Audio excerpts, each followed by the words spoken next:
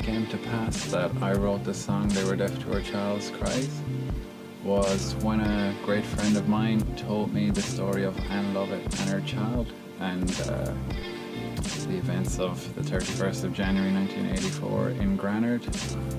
I was working on a song called Lonely Woman, and the same day that my friend told me the story, I guess something clicked within me, and I realized that I'm actually already writing about this event.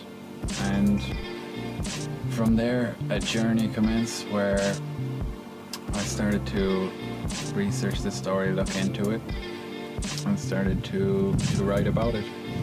I guess the story really struck a personal chord with me, because I suppose growing up in a Catholic environment, Catholic home, going to Catholic schools, having my head filled with a lot of knowledge, I guess, or a lot of things that I wonder are necessary when I look back at it, and having grown up in such a small country, not having heard about this story, never having heard any reference to it, certainly in my home or in my community, that was pretty remarkable for me. And the journey I went on exploring the story, I started to realize why it was kept so quiet. I think, personally speaking as well, my own upbringing, my background, definitely I felt a strong connection with what had happened there, having been born 2 years after the event.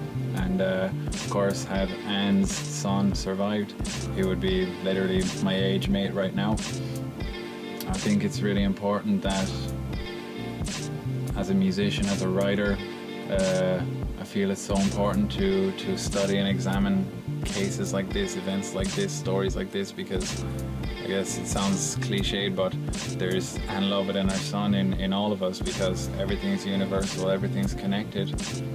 And when this happens on your doorstep, the whole concept of folklore, the whole concept of education, the whole concept of learning as human beings and as spiritual beings is actually to examine these events and make sure they don't happen again.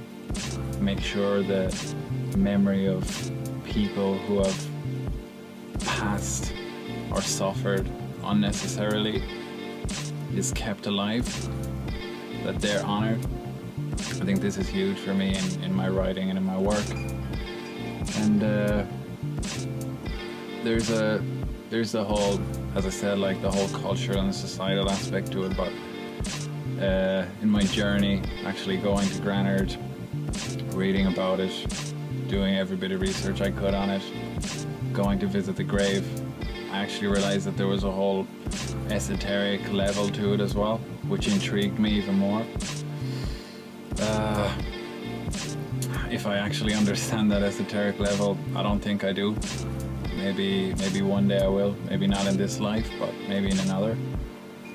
But the whole experience for me, writing the song, doing the video, working with Studio Kala to make the track, it's been phenomenal. And as I said, I heard about the story in 2012, and we just really got to work on it, went through it, and last year we had plans to release it, but something kept holding us back, and right now it's the 30th anniversary coming close to it, this January 31st, and I guess it's an appropriate time to release the song, to bring it out there, to release the video. A lot of work has gone into it, and I guess for me as a human being, my main wish is that I've done justice to Anne's memory, to the memory of her son. The title, They Were Deaf to Her Child's Cries, I'm not picking out anybody in particular, any being living or dead. It's a metaphor, it's an analogy. Unfortunately, it's pretty close to the bone. But 30 years on, not everybody's deaf to her child's cries. Their memory's still alive, and I think that's really important. And that's, as I said, that's been the wish for this creative project, this journey. It's been amazing, and I have so much empathy for Anne and her child and what they went through. And I guess anybody that strikes up that chord of empathy through listening to the song with them or through seeing the video, that's just amazing. The most amazing gift, or the most amazing thing I could bring to the table as a person, as an individual. And that's, for me, has been the inspiration and journey that I've gone on, working on the track.